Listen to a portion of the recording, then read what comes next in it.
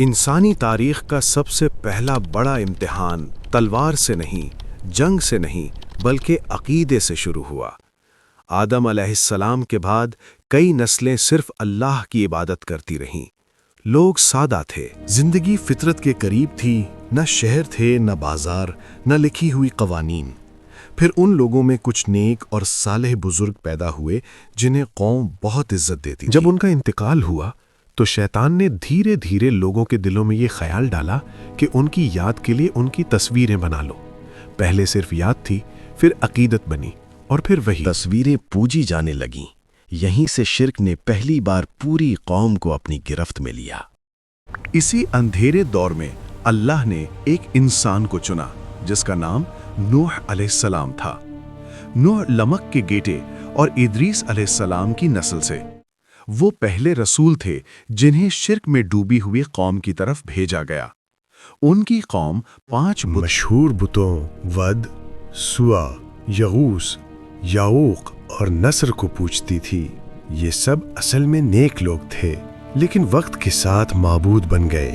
شرک صرف گناہ نہیں رہا تھا۔ نوح علیہ السلام نے اپنی دعوت بالکل واضح لفظوں میں شروع کی۔ اے میری قوم، اللہ کی عبادت کرو۔ قرآن خود بیان کرتا ہے کہ نوح علیہ السلام نے اپنی قوم کو رات اور دن دعوت دی، مگر جیسے جیسے وقت گزرتا گیا قوم کا تکبر بڑھتا گیا۔ یہ بھی ہم جیسا انسان ہے۔ صدیوں تک نوح علیہ السلام صبر کرتے رہے۔ قصص الانبیاء کے مطابق انہوں نے 950 سال تک دعوت دی۔ نسلیں بدل گئیں، باپ گزر گئے، بیٹے جوان ہو گئے، لیکن کفر کم ہونے کے بجائے اور زیادہ سخت ہوتا گیا۔ ہر نئی نسل کو یہ کہہ کر وارن کیا جاتا کہ نوح سے دور رہنا۔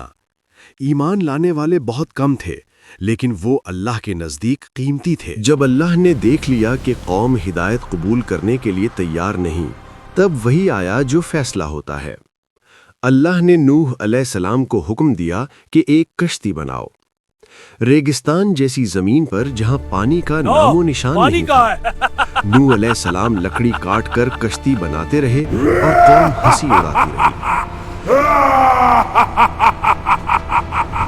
وہ کہتے تھے کہ دیکھو، یہ نبی ہونے کا دعویٰ کرتا ہے اور کشتی زمین پر بنا رہا ہے۔ نوح علیہ السلام صرف اتنا کہتے تھے کہ آج تم ہنس رہے ہو، کل فیصلہ تم دیکھو گے۔ پھر وہ دن آ گیا۔ آسمان سے موسلادھار بارش شروع ہوئی اور زمین سے پانی ابل پڑا۔ قرآن کہتا ہے کہ آسمان کے دروازے کھول دیے گئے۔ طوفان ہر طرف پھیل گیا، پہاڑ بھی بچانے والے نہیں رہے۔ نوح علیہ السلام کشتی میں مومنین کو لے کر سوار ہو گئے۔ ان کا بیٹا جو ایمان نہیں لایا تھا، پہاڑ پر بھروسہ کرتا رہا۔ نوح نے پکار کر کہا کہ اللہ کے عذاب سے آج کوئی نہیں بچا سکتا، لیکن بیٹا نہ مانا اور پانی میں ڈوب گیا۔ یہاں اللہ نے پوری انسانیت کو یہ پیغام دے دیا کہ نسب نہیں، صرف ایمان کام آتا ہے۔ طوفان کے بعد زمین پاک کر دی گئی، کفر کا نظام ختم ہو گیا۔ نوح علیہ السلام نے مومنین کے ساتھ نئی زندگی شروع کی۔ اسی لیے نوح علیہ السلام کو شیخ الانبیاء کہا جاتا ہے۔ یہ واقعہ صرف ماضی کا واقعہ نہیں، بلکہ آج کے لیے بھی ایک کھلی ہوئی کتاب ہے۔ شرک کا انجام ہمیشہ تباہی ہے،